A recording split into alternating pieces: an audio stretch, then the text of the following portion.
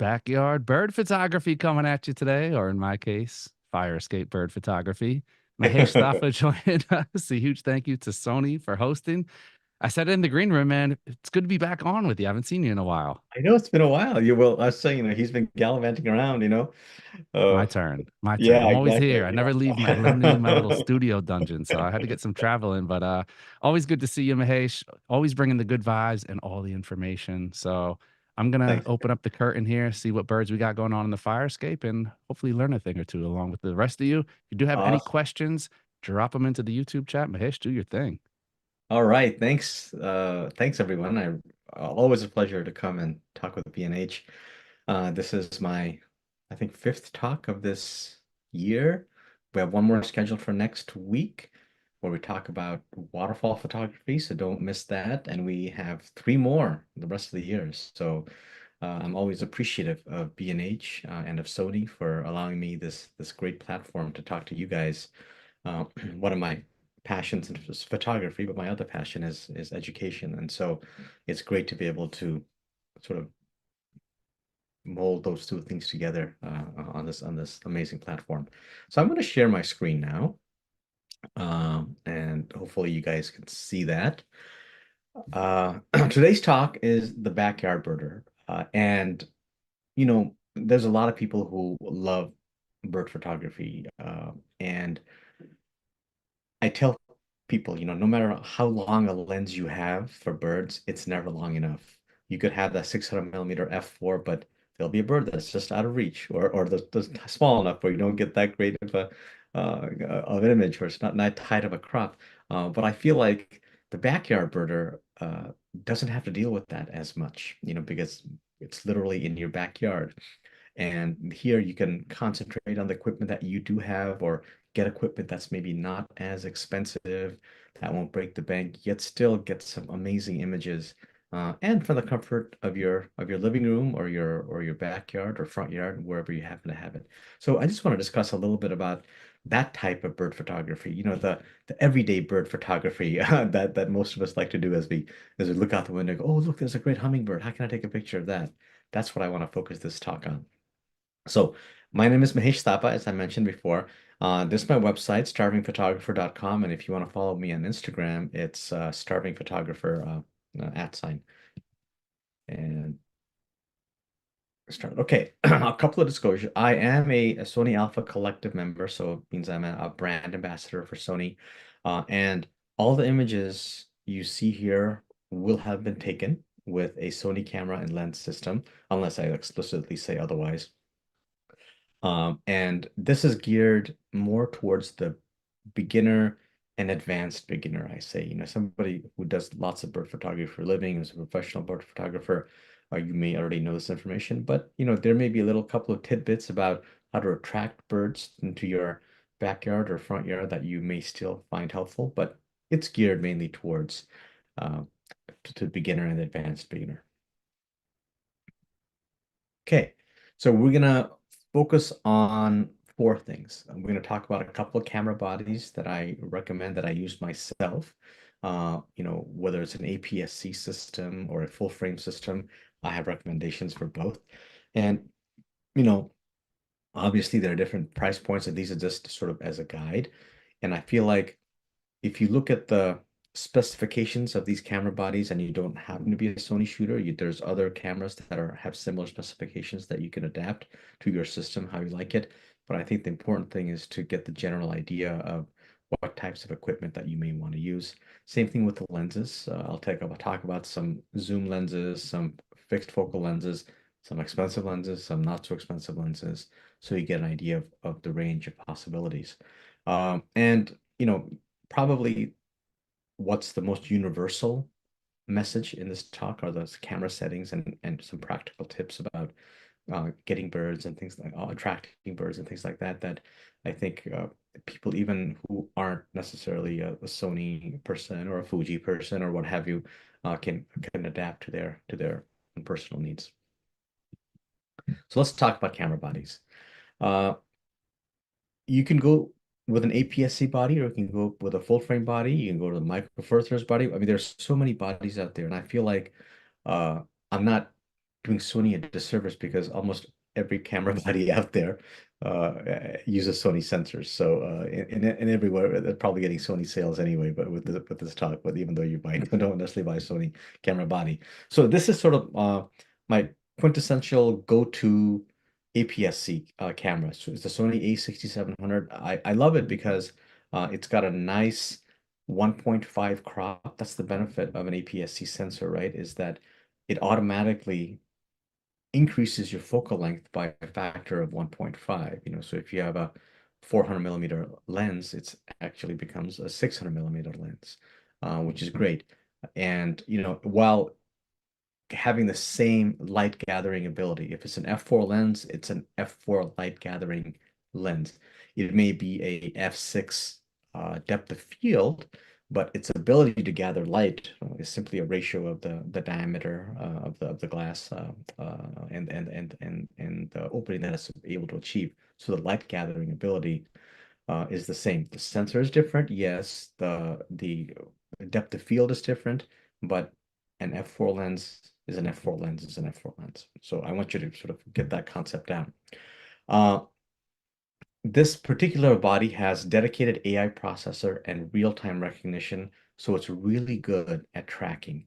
So, I've used other bodies, including Sony's that are not this, that are older generations, which wasn't quite so good at sticking to the particular animal that you have chosen. And this camera body is almost as good as my preferred camera body we'll talk about later, a full frame body. So it's really, really good at recognizing a bird and then accurately sticking to it as you sort of pan back and forth, or as even as you zoom back and forth. It has faster, more precise autofocus with 759 face detect autofocus points. It has 93% coverage. So if you look at the size of the sensor, 93% of it is covered by these phase detect autofocus points. Again, real-time recognition for a wider range of subjects. So, whether it's birds, animals, pets, whatever, it's really good at recognizing these various different types. And it has, sort of the buzzword is AI, but AI and these cameras, they really do work very, very well in being able to track these little birds. So if I had to choose an APS-C sensor camera for backyard bird photography and general purpose stuff too, I think that you couldn't go wrong with something like an A6700. Now, if you go the full frame route, there are several options. They have an A9 variant 2 or 3 now, but my tried and true camera that I've had for years now is a Sony Alpha A1. I mean, if I could have only one camera and I didn't have access to any of the cameras that Sony made or whoever else made, this is the one it would be because it's got the megapixel prowess. It has 51 megapixel. It's got the um, autofocus accuracy. It's got the frames per second robustness, if you will. It has the build quality. So anything you can think of, it's got an amazing viewfinder. I mean, 9.44 million dots is ridiculous. You sometimes don't even see that in medium format cameras. But its ability to track, that's what I'm really impressed about the A1 system. Its ability to track birds, like not just birds, but the bird's eye. You'll be a tiny backyard songbird, and I'm just impressed that I found the bird, but this actually finds the bird and then finds the eye, and it tracks that eye like nobody's business. So it's great. So, these are just a few of the tiny specifications about this particular camera that I find particularly helpful for me. But if you sort of go and Google this camera, the things that it can do is simply amazing. What lenses do I typically use? So this is sort of what I mentioned before. No matter how long of a lens you have, it's never long enough. That really is the golden rule of bird photography, but maybe slightly less so if we're talking about backyard birds as opposed to birds that are out in the wild. For an APS-C sensor camera, this is hands down my favorite lens. So multiply everything here by a factor of 1.5. So I don't know, 70 becomes 105, 350 becomes, close to whatever that is, 150, 175 for over 500 millimeters. So you also have to multiply the aperture by 1.5. So your depth of field is increased, but the light gathering ability is still an f4.5 and f6.3, and it has built-in optical image stabilization. So if you do have an older body from Sony that doesn't have image stabilization, this will sort of counteract that. But if you do have one that's image stabilized, it'll work with this and you'll get really great rock steady stabilization. I say for bird photography, image stabilization really doesn't matter as much because oftentimes you're trying to freeze motion and your shutter speeds are awfully high to begin with. For songbirds, 2,000th of a second, 4,000th of a second is sort of what you're looking at. So, and at those shutter speeds, image stabilization doesn't really matter very much. Because if you go very much lower than 1,200 or 1,000, you're going to get motion because the bird is flying or whatever, or it's turning its heads left and right, or it's blinking or whatever. You're going to get artifacts and motion based on that. So you're really having a high shutter speed to begin with. So image stabilization is great, but not essential in my opinion. It's got what's called XD linear motor, and it offers amazingly fast, precise, and quiet.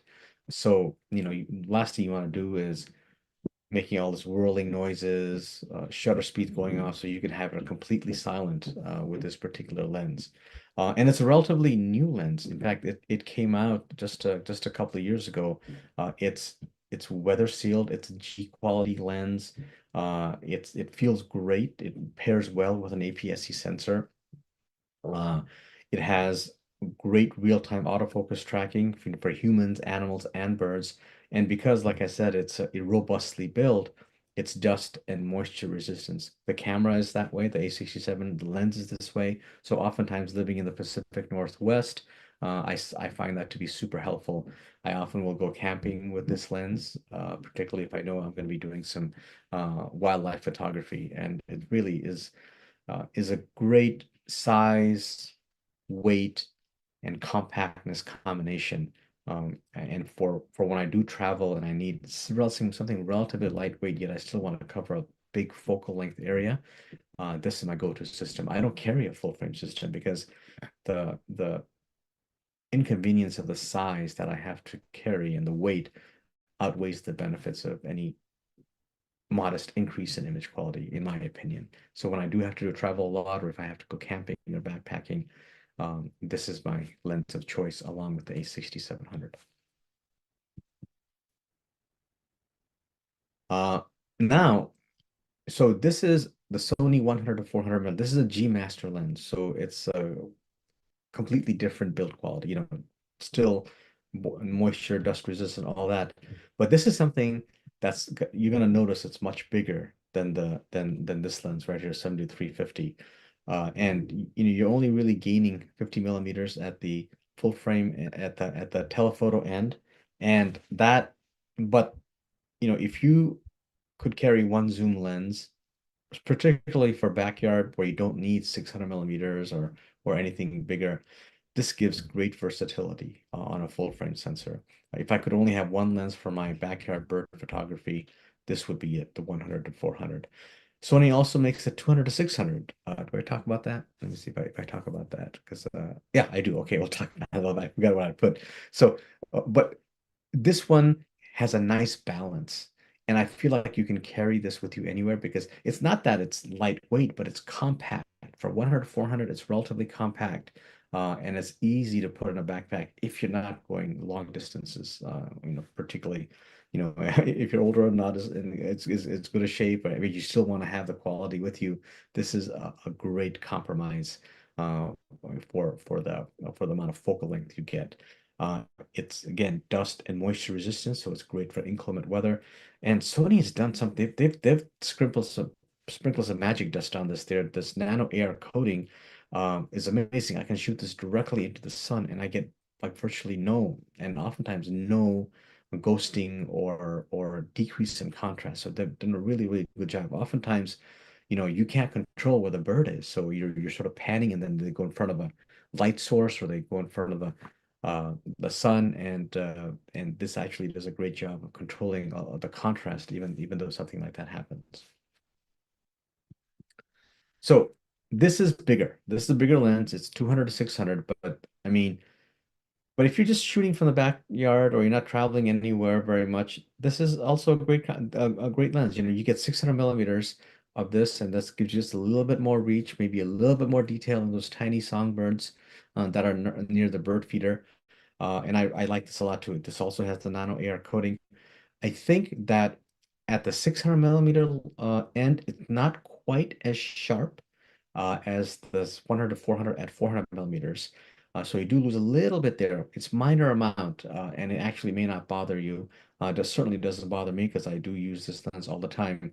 But even so, when you're holding this, even from the comfort of your own home, it gets to be a little cumbersome after a while. So sometimes what I'll do is I'll just set this up on a tripod. I'll put a little gimbal on.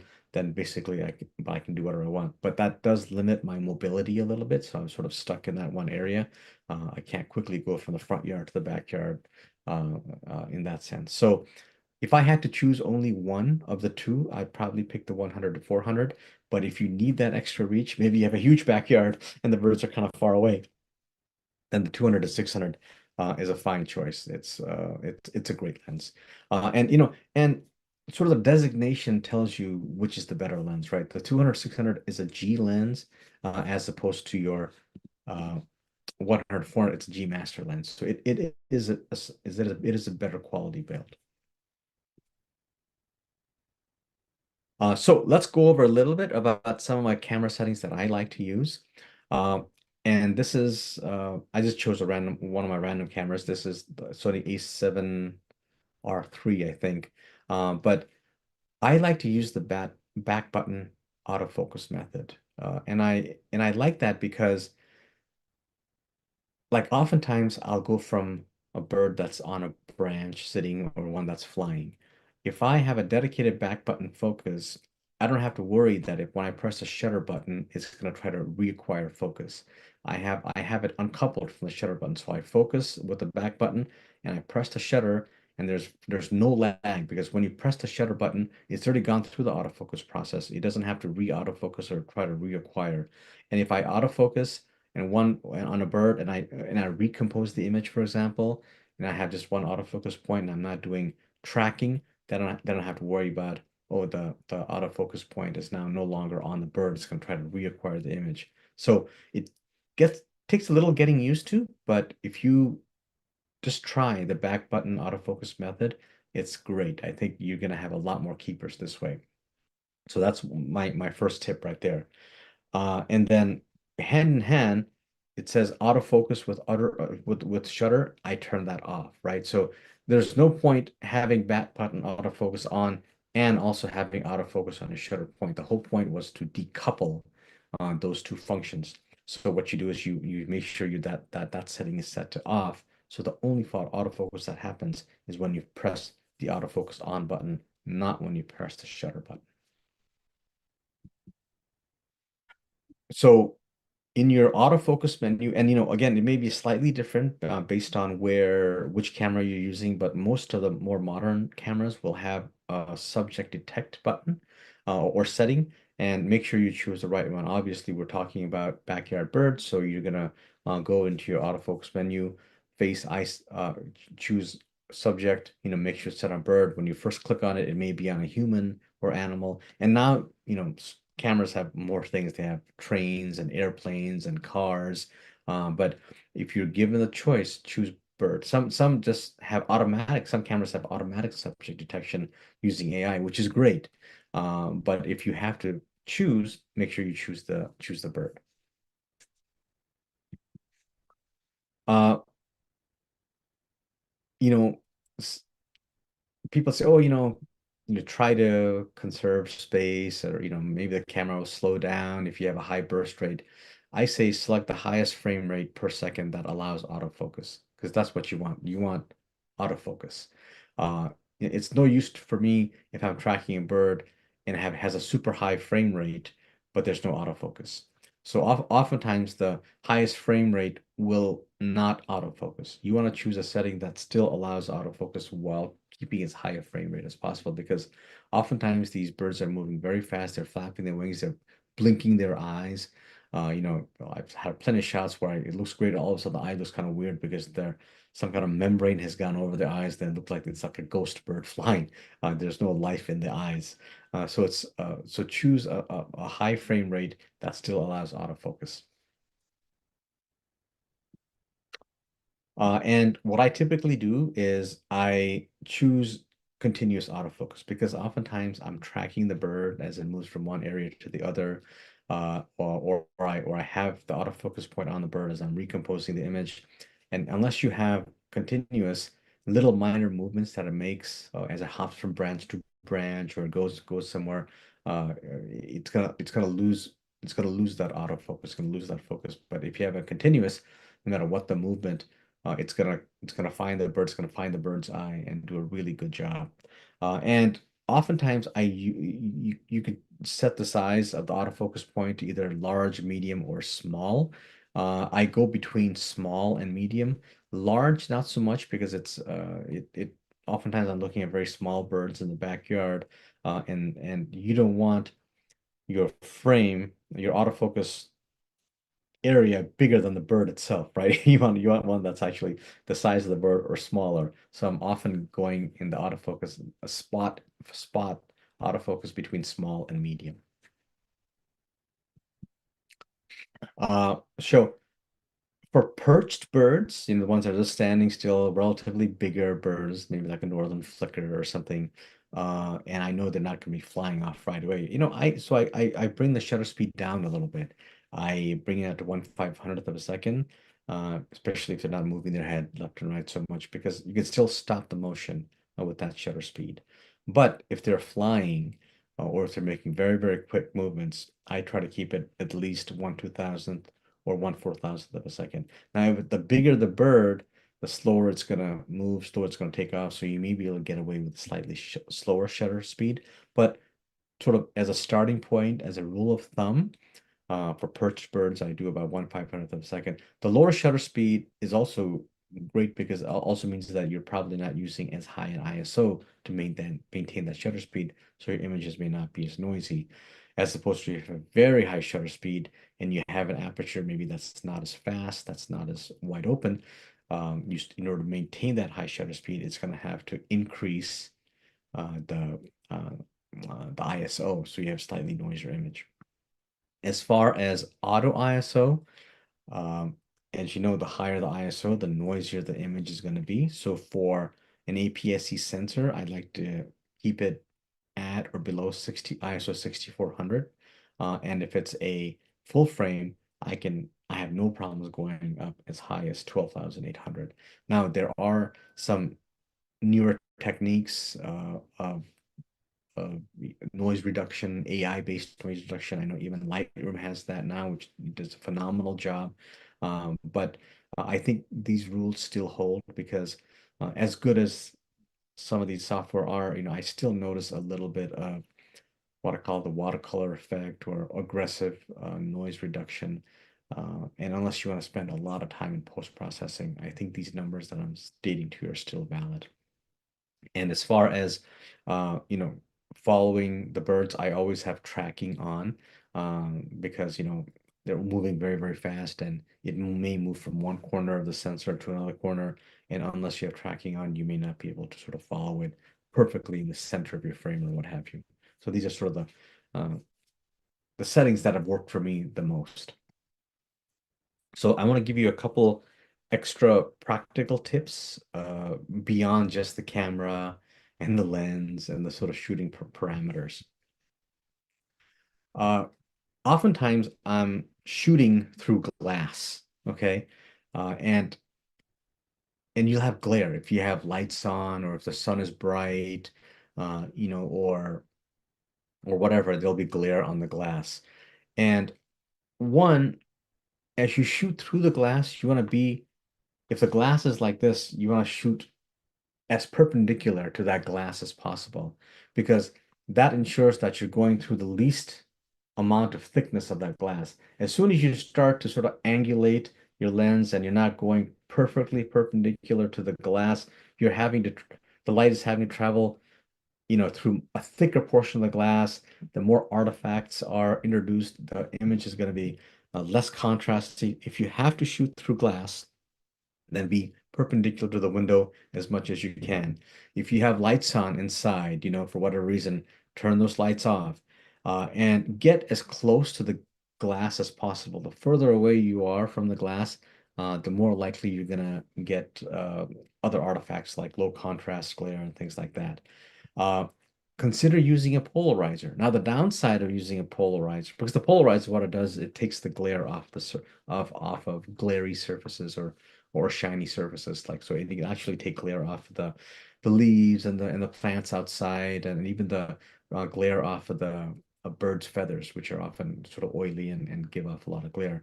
But the downside is most almost all polarizers will have an effect on the amount of light hitting the sensor, because they're kind of dark to begin with, right? Because they're dark, you're going to lose some light. So if you have a lens that is not particularly fast, having a polarizer is going to make it even worse. But if you have a nice bright sunny day outside, a little bit, half a stop, 1.5 stop that you lose with the polarizer may be worth the sacrifice to get that glare off. And finally, and I think B&H actually sells this. It's called a lens skirt, and I show you a picture of myself. In fact, this is the 200 to 600 I'm using over here. Is a little, basically a black piece of material that sort of attaches to your end of your lens, and you could position it right directly onto the glass surface. So that really minimizes glare, because no extraneous light is coming over here on the glass surface and bouncing around to hit your lens. So this is probably the best thing you can do if you're shooting through a glass surface, is to have one of these lens skirt. It does a really great job. That, and shoot perpendicular. If you notice where I'm standing, I'm not looking to my left or my right. I'm looking straight through the window, because that gives me the best opportunity to get the best quality images shooting through glass.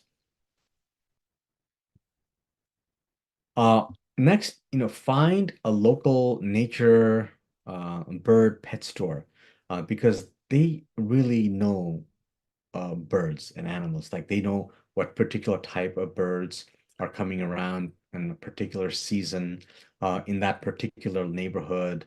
What kind of feeders, what kind of food attracts a particular type bird. And I also know this for a fact, that if you just go to like a generic pet store and get bird feeder, it's gonna have a lot of filler material. The stuff that birds don't necessarily eat. Because if you look at some birds, if you put bird feeder out, like half the times they're taking a seed, they're throwing it away, throwing it away, throwing it away, because a lot of it's stuff that they don't particularly like, or it's not really bird. So a lot of this filler material just ends up occupying space, and it's a waste. But if you go to a dedicated a store that caters to birds and things like that, you'll be given great advice, and you'll be sold stuff that really will help attract birds. And I wasn't a believer of this. Like, oh, birds, what the hell do they know? But they know a lot. They know exactly what they want, and it's been super helpful to go to a local nature or bird pet store. And I like the fact that I'm helping a local neighborhood shop. It's great to build relationships. And oftentimes the feeders that they sell are of higher quality. I mean, it may be a little bit more expensive, but they'll last a lot longer. It may be better at uh, not getting certain types of birds or certain animals like squirrels, is maybe more resistant to that kind of stuff. And so it's they always does seem to be more knowledgeable about things too. And so next is you have to set up your backyard. It's just like all of a sudden you go to your backyard and, oh, you just wait for birds. You have to do something to attract it. So consider having a bird bath, particularly in the summer months. It provides a place for them to get water to drink and also to wash themselves. And I know that's one of the biggest differences that's made for me to attract backyard birds, is to have a bird bath. Uh, use different types of bird feeders, right? Some birds like to be on a perch. Some birds, like to be sort of hanging from the wires that are associated with bird feeders, depending on the type of birds that you're trying to attract. And what I also do is I place like long branches next to a bird feeder, and it actually serves as a nice place for the bird to land first and then go to the bird feeder. And as it lands on this natural looking branch, you can take a picture in it and you won't be getting the bird feeder in your field of view, if you will, right? So it looks like it's more in a natural environment as they're perched on this, or they're hopping from this branch that you have set up, or have attached to a tree or something, and it goes and it hops onto the bird feeder.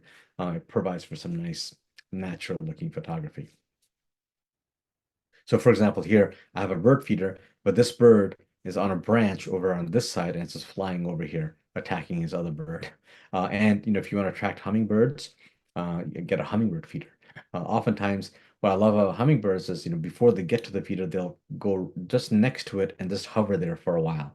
As they're hovering, you can get these great pictures of these hummingbirds.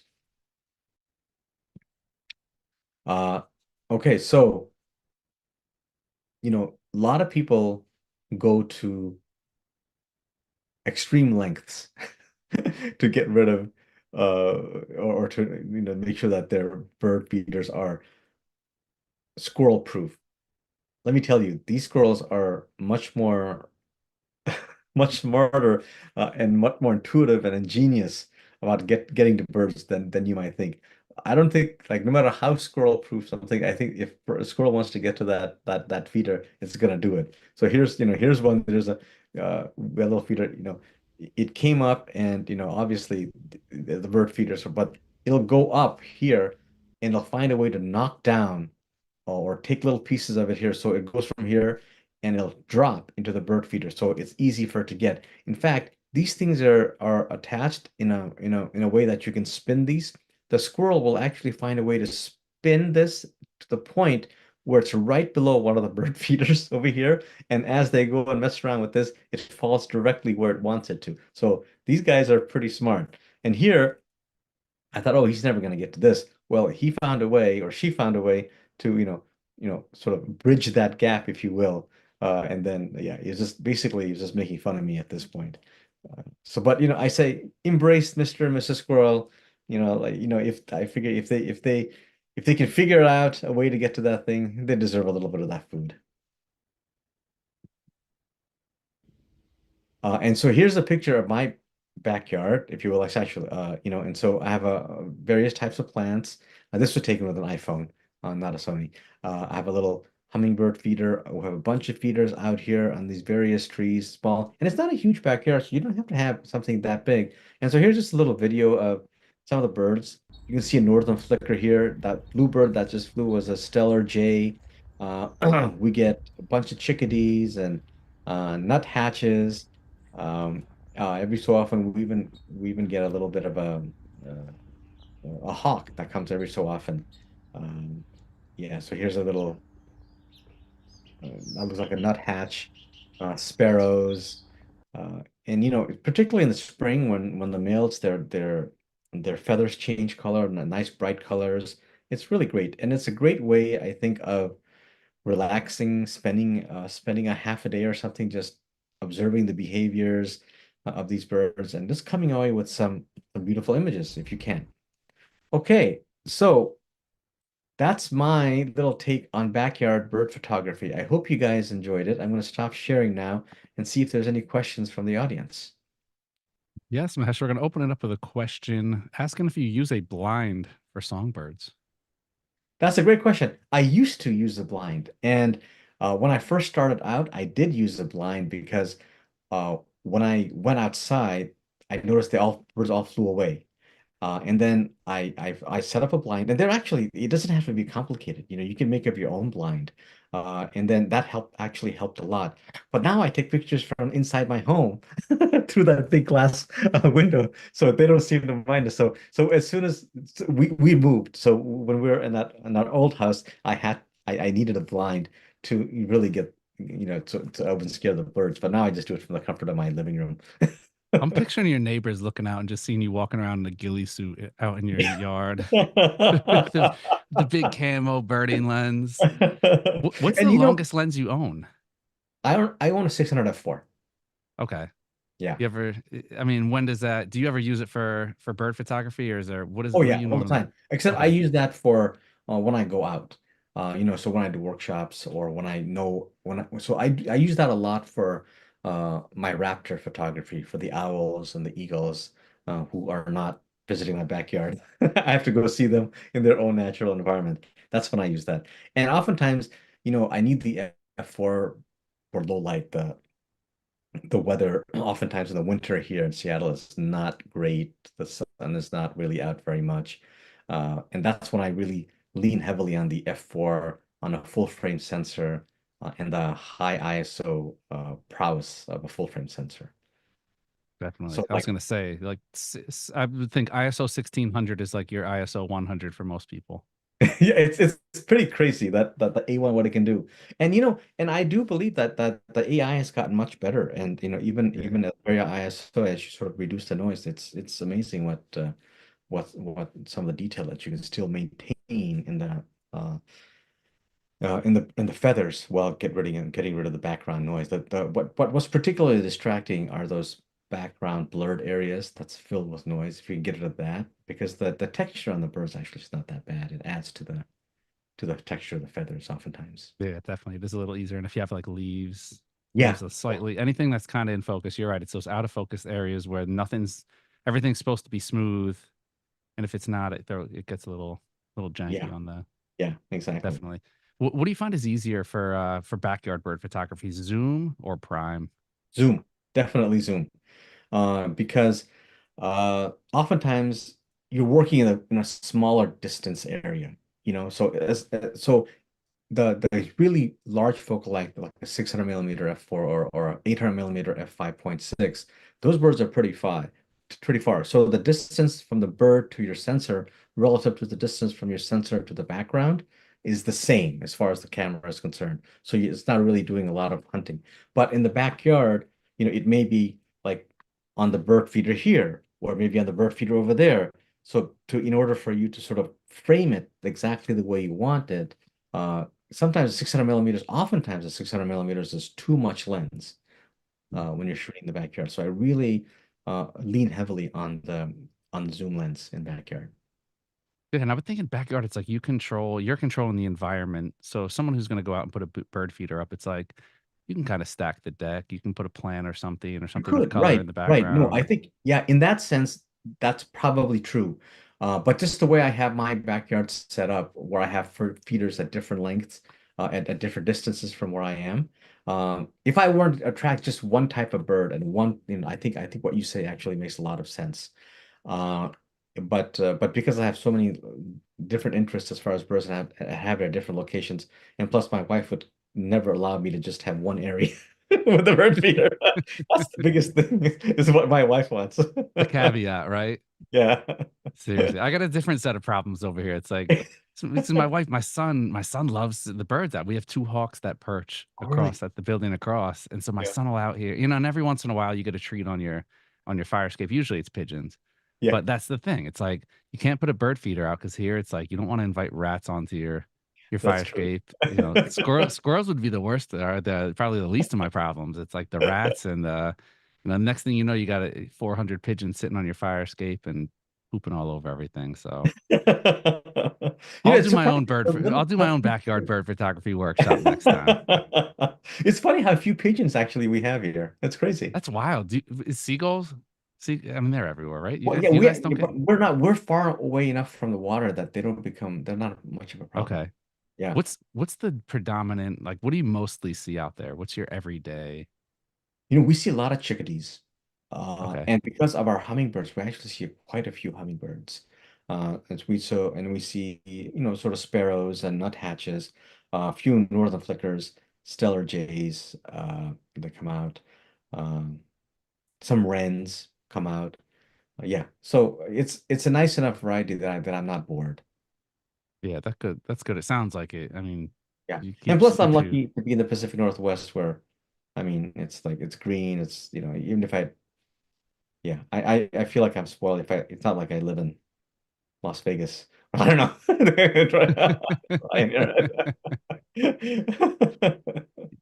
I'll take Vegas. Yeah, I always bust you your love it, chops yeah. on the Yeah. weather. It's like I got to go out to Seattle before I talk any more smack to you about the weather because still haven't been there, and it's got to be, it can't be rainy all the time and cold. Well, it's funny. We actually get less rain than New York, total rain per That's year, wild. except it's just spread over like 9 months, right? We can fact check. Where's the bottom bar that Yeah. says? Yeah, no, I actually looked that up, and we actually, the total amount of rain we get, it's just like a drizzle. It's I call it romantic rain. We get the romantic rain, Okay. where you can It's like still, when you go on vacation and it's like you get a storm every afternoon, but it's gone. Like it's just a little bit. It's not.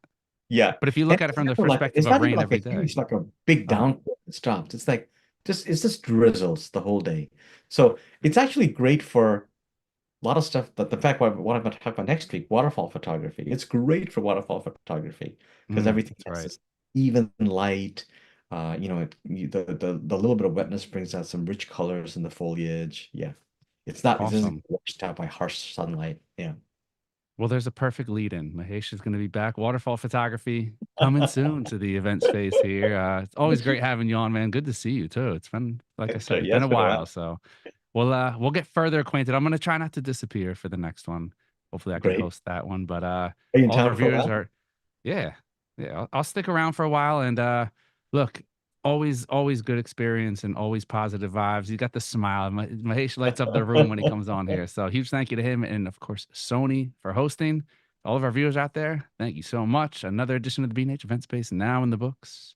Catch Thanks, y'all next guys. time. Pleasure. Bye.